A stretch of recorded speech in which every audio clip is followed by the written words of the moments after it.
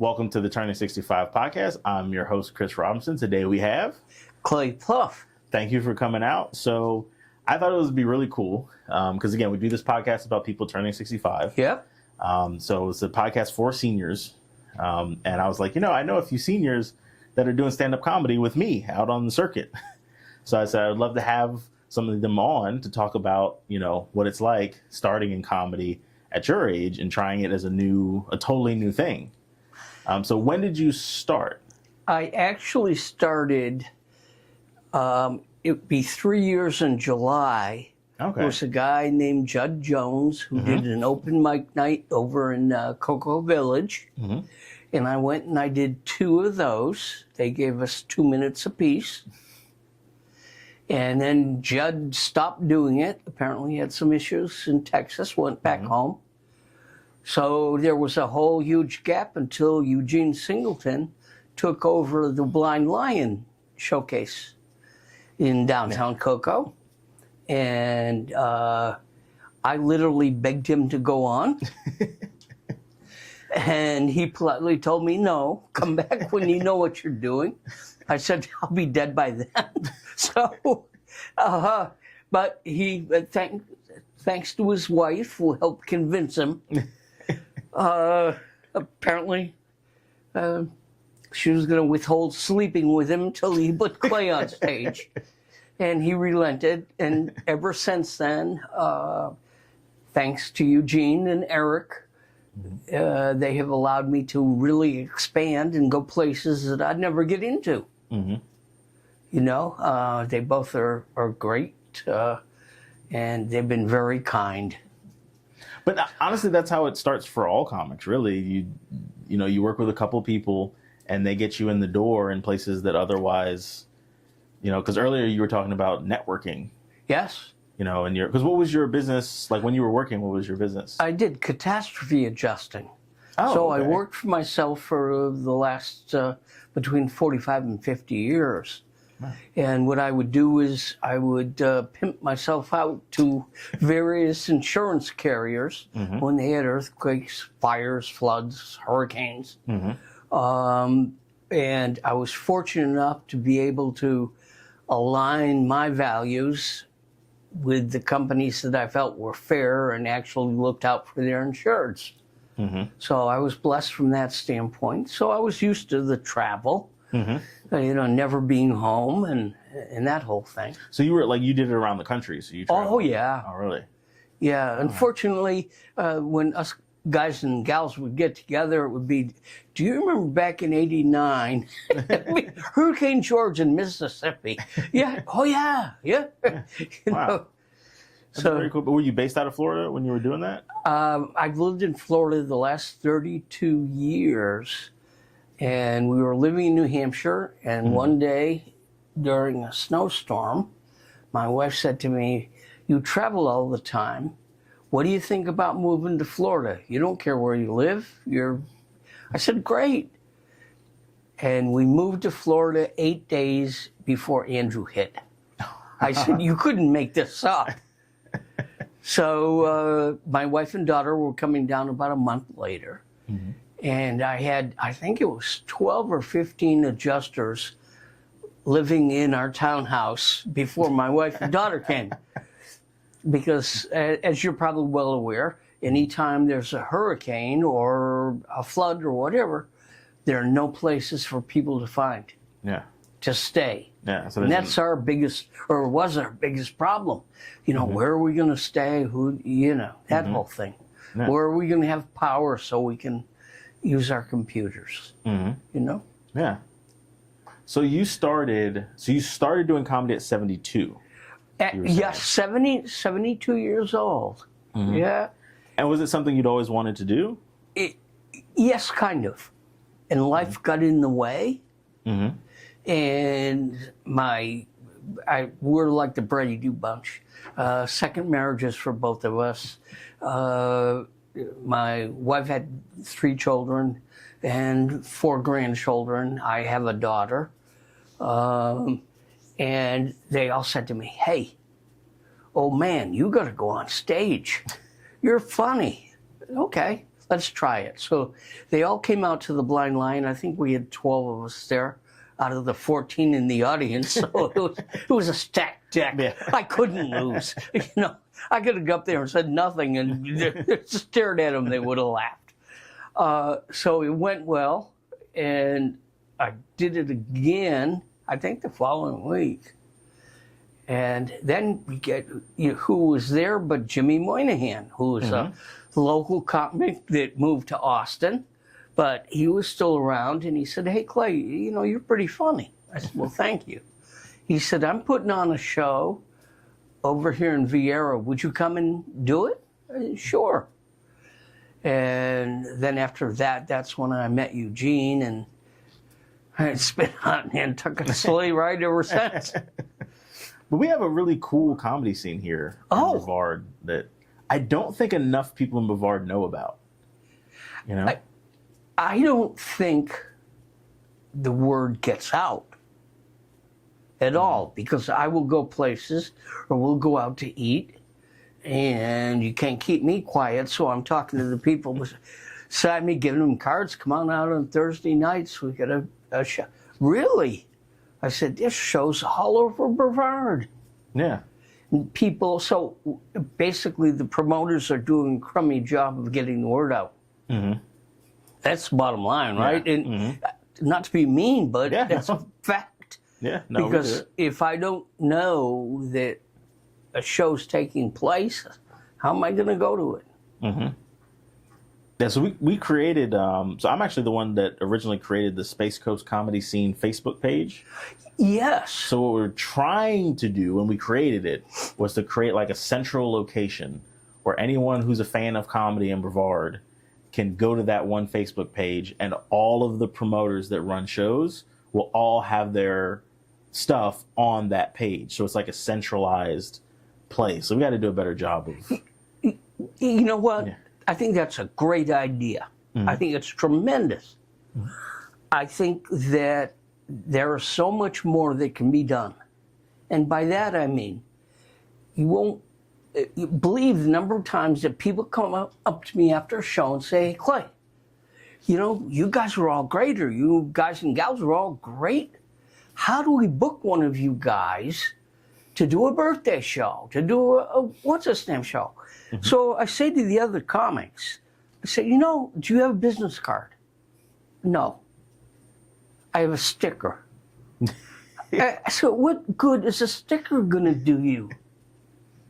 You should have a card. I said there should be a banner up at this club that said, "Enjoy the show, bookacomic.com. Go to there. You can book any one of the ones you've seen, or any other local comics. Just click on their picture. You'll see a bit of YouTube of them. Mm-hmm. And you can see if that's your comic or not, whether they do adult comedy or kids comedy or a mixture of both." Mm-hmm. So you just touched on something that I wanted to ask you about. Right? Yes. One of the things that I've noticed is you can tell the comics who had a sort of professional life before becoming comics, and then the comics that are brand new and have never tried to sell a product, ever tried to sort of network like you were talking about. So some people feel like when you're starting as you're older, there's a huge disadvantage, and there is time-wise and that sort of thing. But it was really bad if I keeled over here. But I also think you're coming in with a lot of wisdom that a lot of younger comics starting don't have. Even the fact that you have business cards, Yeah. Well, having been in the marketing end from the standpoint of always having to market myself, mm-hmm. In terms of building a business, so that when there was an event, a national disaster, that people would be calling me. And a lot of people new to the business would have, A, no idea how to get involved, and B, didn't know enough people would say, "Hey, don't worry, I'll get you in the door." Because like any business, it's really more who you know to get started than anything else. or to get a good start. Yeah. And to make that first impression with people. Yeah. I remember the first night I met you. Do you remember? No. No, think about this. Was it Blind Lion? No. No? No, you were very kind, but it was like, go away, old man, you're bothering me. No, I didn't take offense to it. We were at, I keep calling it Piccadilly Pub. It's, what's that little bar over on Route 1 on the water? It's Pineda Inn. Pineda Inn, okay. Yeah, senior moment here. Oh, okay. Oh, I remember that now. Yeah. You were putting on a show. You had, I want to say you had Kevin Dean. I think he had Preach. James Yon, I think, was on that one. Was he really? I think so. Well, you snagged a good one for that. Yeah. I try to put strong lineups together. Yeah. And I remember going up, and you were standing on the dock, and I went up and introduced myself, and I wrote me down and said, no, I'm funny, you want to use me? And you're going, uh-huh. And as a matter of fact, I play a lot at Oyster Shooters every time they have a show there. And the owner, Thomas Bird, he also owns Twisted Birch. So Eugene said, come on, you're going on this show. So I was sitting on the bar before the show started, and this man standing next to me. We were having a beer together and chatting. And I said, oh, I'm one of the comics here tonight. Gave me that look. He said, I'm Thomas Bird. I own this place. Oh, Thomas, nice to meet you. Then he ran over to Eugene, who was producing the show, and said, how funny can that old guy be? Eugene said, you better buckle up. He's funny. And I keep torturing Thomas, but Thomas has me on every show. So no, you're very funny because when we did, I remember that now. Because I'm trying to remember, because Eugene wasn't with you, right? I don't think so. Where at the barbershop? No, at the well, now at Pineda Inn. No, I just went up. I heard there was a show. I saw the sign. Yeah. And my wife and I eat there frequently. And I said, I'm going to go up just to see it. And this was a while. It was a couple of years ago, wasn't it, almost? Yeah, that would have been. And they were selling tickets for the close tables. So I bought a whole table and said, this will be fun. I'll go up and introduce myself to the promoter. And so... yeah, it was fun. Which is fun, because now that I remember that, because I'm like, because I remember because we spoke, but that thing where an old guy comes up to you after the show and is like, I'm funny, I tell jokes, happens all the time. But you're the first time some guy actually then went on stage. And I got to actually watch that person develop as a comic. The number of people that come up to me, now I don't even pretend to know about comedy. I know about marketing. Yeah. Comedy, I learned so much every single time watching the other comics and even watching myself kind of evolve. But I have tons of people come up, Clay, I'm funny. And I'm looking in the mirror going, yeah, I'm sure you are. And no, I've got to get on stage. And I said, well, I don't have any pull here. But maybe that gentleman there will give you a minute before the show starts or after the show's really over. And the sad part is 99 times out of 100, they stare at the audience like they're shell-shocked. Yeah, it's a weird thing that it's weird. I think most people that have never tried it don't understand, like the way I describe it, right? Because public speaking is like the number one fear of human beings, apparently. It's like more than car crashes. People are just afraid, terrified of public speaking. Yeah. Right? And I'm like, what you do as a comic is the scariest version of what is apparently the scariest thing to everyone. So many people walk up and like, I can tell jokes, I can be funny. And it's like, until you get in front of a room full of strangers. It doesn't freak me out now, and it didn't really in the beginning, but I tell people it's pretty interesting because you get up there on stage, you get the mic, you're staring out anywhere between 10 and 250 people, and what they're doing is staring back at you and saying, "Make me laugh." They're not thinking it, they're demanding it. Make me laugh. And once I got that in my head, said, okay, and some comic was nice enough to tell me, Clay, the first words out of your mouth better be funny. Because otherwise you're staring at them and they're staring at you. Yeah. They say that the first 30 seconds determines like a lot when you're on stage. It's like whatever you do in that first 30 seconds is whether or not they're like, all right, this guy's really good, or now you're fighting an uphill battle because they don't trust you that you're good. I found being old has its advantages because I get up there and people look and going, damn, it's my grandfather.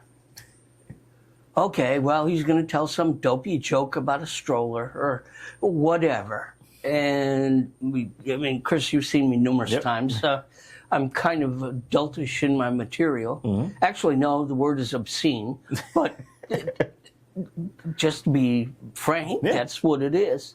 So when they hear that coming out of Grandpa's mouth, that makes it even funnier. Yep.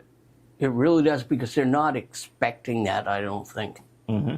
So that's a little bit of an advantage of being older. And people can relate.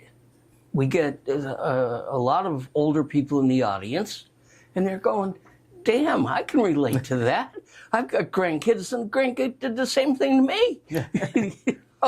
Well, I think the thing, and that's why I wish and I want, and hopefully we can get there, that more people that are seniors would come out and try stand-up comedy, because what I don't think they realize is we're in Florida. The majority of the audience is older people. So they think, oh, I'm a senior, I'm going to go up there, I'm not going to relate to these young people in the audience. And it's like, actually, us young comics have to figure out how to relate to the older people in the audience. No question, because I get up and I'll play places, and the audience will be, I don't know what generation you call them now, but young people, they're 20 to 30 or 25 to 35. And I realize that a lot of stuff that I like to do, I can't. I can't do the back then stories because people have no idea what Wonder Bread is. They have no idea what Wonder Woman is. They have no idea Help Me, I've Fallen and Can't Get Up is. Do you know what I mean? And so when I do an audience that's older, I say, okay, let it rip. And with the younger audience, I have to do stuff that my grandkids can relate to.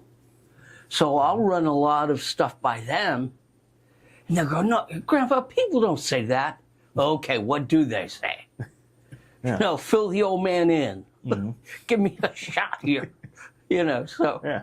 So you run in, I bet, and I didn't mean to interrupt, I apologize. I'm sure you run into that when you run into my generation and talk about, the first time I heard younger comics talk about smashing, I had no idea what that was. I'm nudging the guy next to him. Well, what? You know what helped me actually was Gregory's. Really? Yeah, because Gregory's, I used to host a lot at Gregory's. Okay. Right, in Cocoa Beach. Right? Yes. And the audience at Gregory's is an older demographic than a lot of these other rooms that we work around. Oh. So if you ever go to Gregory's, you'll notice it'll be an older demo. Yep. And I worked Gregory's so much that I had to learn as a younger guy how to relate to an older audience. I imagine that was the trick. Yeah, and I had to, and through doing that, that's when I started writing jokes about like owning a house and stuff that happens at the house and being married and having a wife and and then I found how you relate to an audience that's a different generation. Yep. So I think I really do think that a lot of, because that thing where you do a show and like an old guy comes up to you and he's like, oh man, dude, I could totally do stand up. I don't think those people realize how available it really is. It's like if you have stories that are funny and you want to try it, there's a ton of options, and come out and try it. Because were people welcoming? No question, yeah. I mean, there are tons of open mics just in Melbourne alone. Yeah. And I think up by us in Cocoa, there are a few. I think part of the thing is, we were talking about it before, people are a little bit afraid. And I say to them, I said, what's the worst that's going to happen? The absolute worst is you're going to get up, you're going to tell a couple of jokes, they're not going to laugh. It's not going to ruin your life. But at least you know that you tried. At least you won't be drooling in a corner going, you know, I wish I had done that open mic night when I knew who I was. Yeah. Yeah. And I think it's cool because when you put on comedy shows, people think about, because I book shows. Yes. So one of the things you try to do is have kind of diversity in the lineup. So there's different, people from different walks of life. So it's not monotonous. But there's not that much diversity of age. There is of race and different stuff, but of age. Yeah. And it's like, man, it's cool when you can have a show where there's someone who's very young, someone who's older, someone who's sort of middle-aged. Really old. And that way, but that you way, can say it, Chris. but that way there's a mixture of perspective also, I would think that would be a great idea, because a lot of times we play with comics that are very diverse. This young lady does this style, this one does this, and somebody's bound to relate to the audience. Yeah. Because we've all had shows and we've all had audiences that we don't relate to. And I think that part of the problem is, again, I'm not trying to sound like I know what I'm doing, but that some comics don't make that effort. I've seen them kind of give up on stage. They'll tell something it doesn't hit, instead of saying, okay, I need to shift gears here. It's an older crowd. Let me tell some stories about my grandpa. That'll relate to these folks. Or vice versa. Mm-hmm. So I think and I've heard this line before, and I totally disagree with it. It was a horrible audience tonight. No. They're all coming there with the same intention. They've had crummy days in their cubicle. They've fought with their wife at home. They fought with their husband at home. Their kid has just been involved in a carjacking. I mean, that's your responsibility to bring their day up. That's why they're here. Mm-hmm. No more, no less. Yeah. I did a show one time, and we were talking earlier about how when you first start out, you're losing money everywhere you go. Oh, yeah. I did a show one time in Ohio. Flew up to Ohio. Did the show. No one told me when they booked me that the night of my show was the homecoming game for the local high school. Oh, boy. So there was, I'm not exaggerating, 4 people in the audience. Whole comedy club, 4 people just sitting at like 2 tables. Right? And I had to do a 45-minute show. Yeah. And you got to get laughs. You got to figure it out.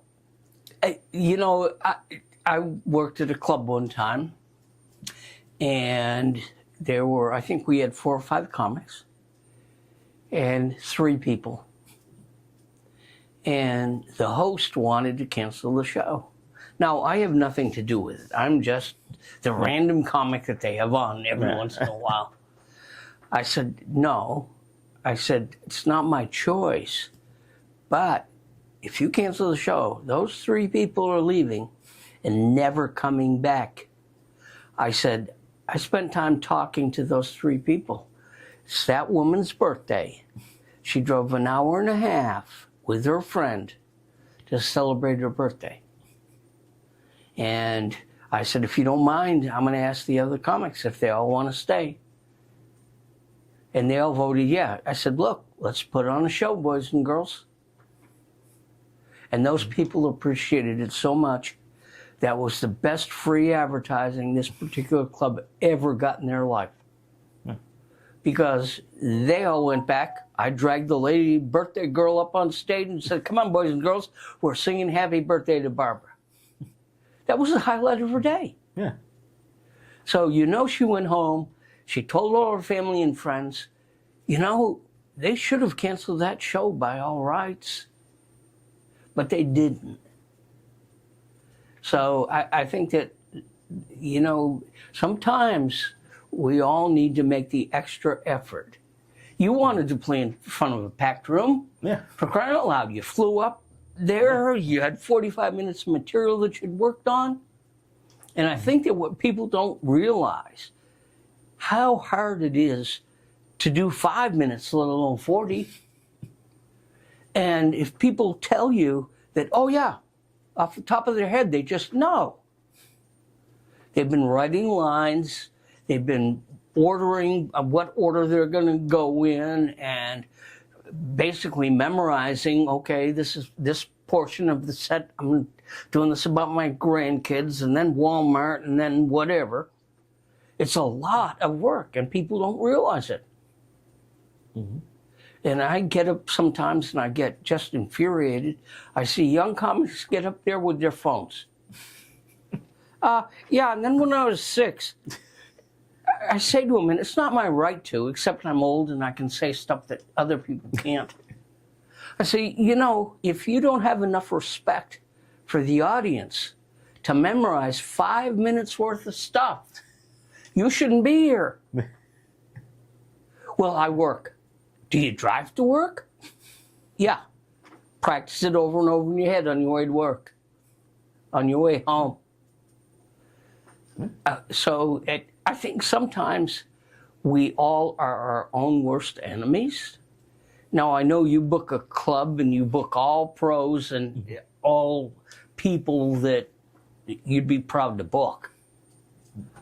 And I think that other promoters and bookers should do the same. Yeah, I think it makes a big difference.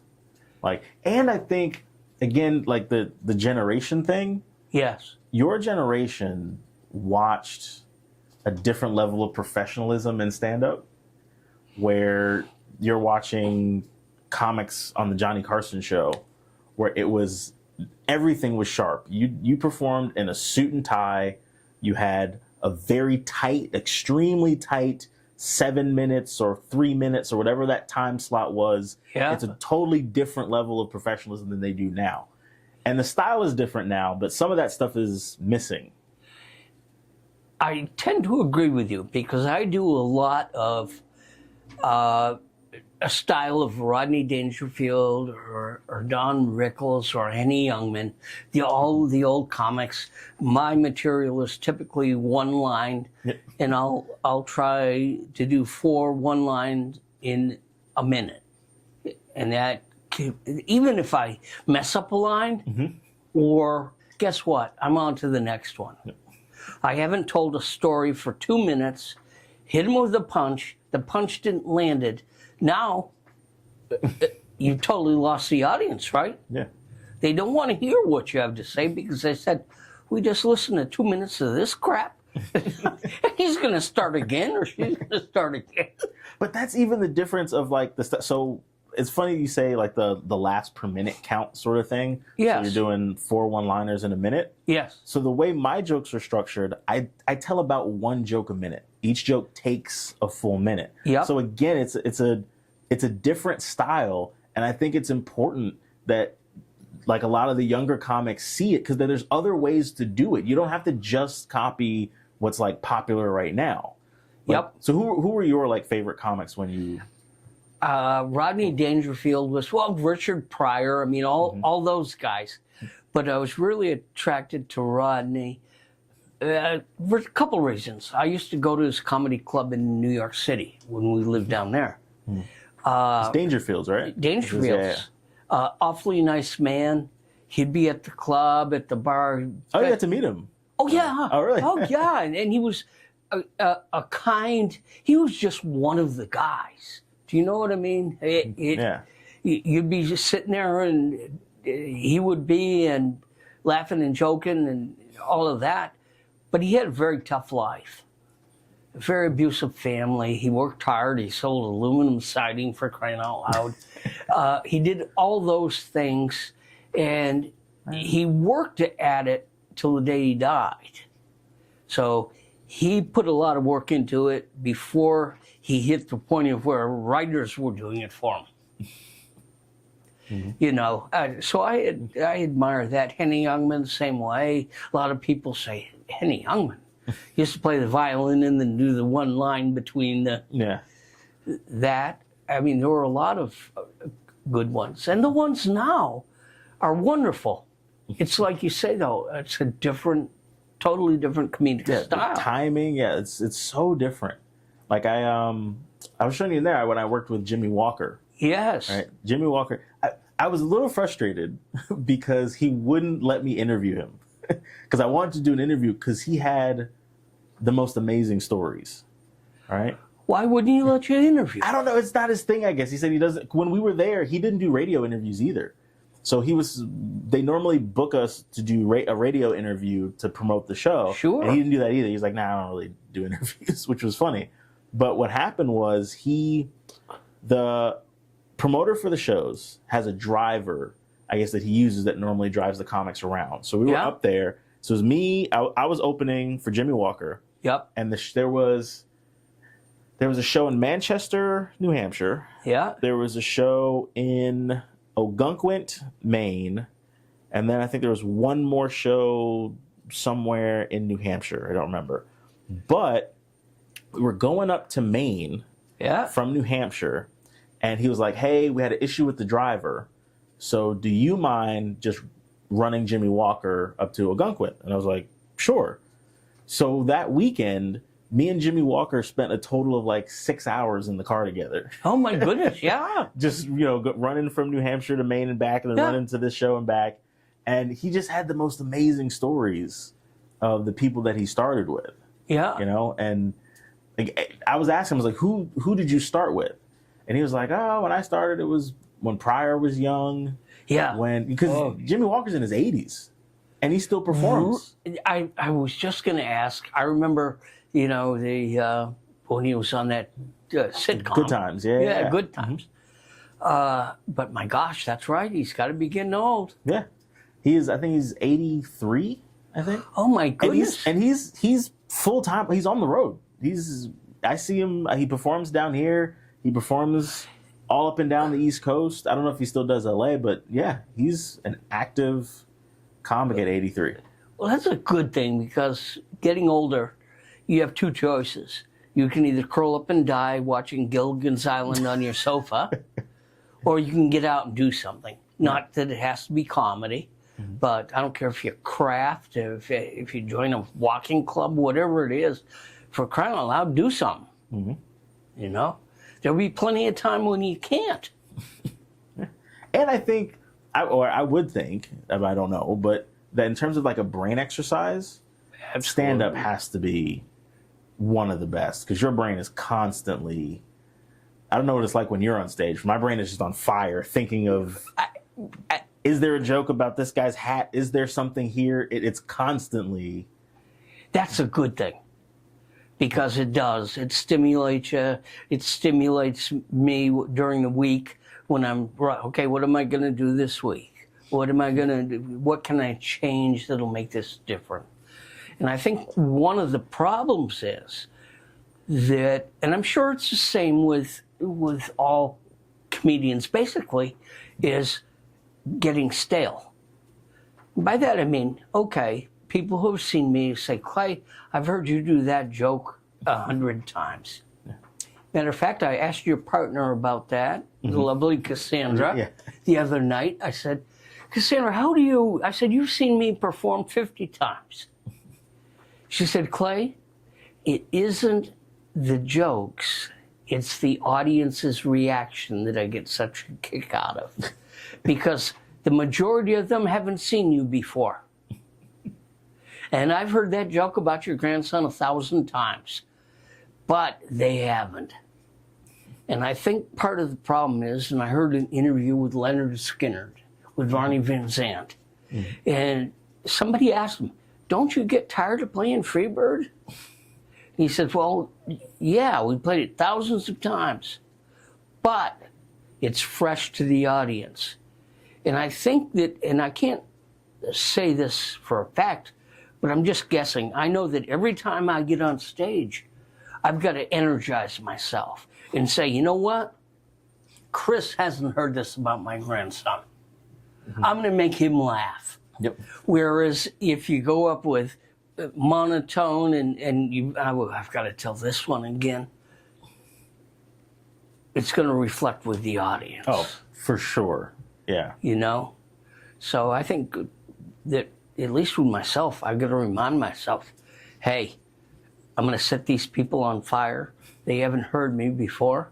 And the 2 or 3 that have are going to still love it. Yeah.